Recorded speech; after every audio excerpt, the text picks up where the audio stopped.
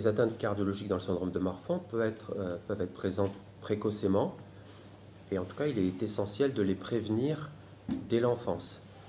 Chez l'enfant, on a entre 60 et 70% de dilatation aortique chez l'enfant, chez l'adolescent.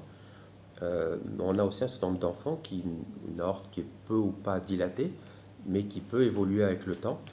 Et donc, le diagnostic précoce et la prise en charge précoce par des traitements bêta-bloquants, précoce vers l'âge de 4-5 ans, est nécessaire pour diminuer la vitesse de dilatation de l'aorte qui peut se faire dès le plus jeune âge.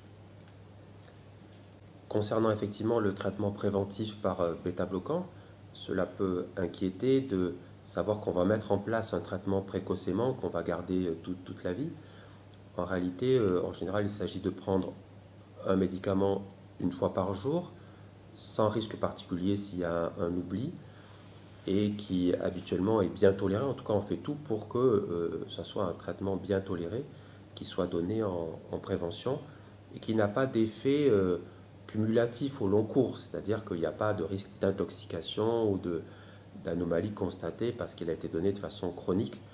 Et donc on estime que de le donner précocement est une bonne prévention pour les problèmes cardiologiques qui surviennent plutôt chez l'adulte jeune ou plus tard dans la vie. Dans les formes classiques de syndrome de Marfan, il n'y a pas de différence connue dans l'atteinte cardiovasculaire. On est en train de trouver certains types de mutations qui sont peut-être un peu plus à risque.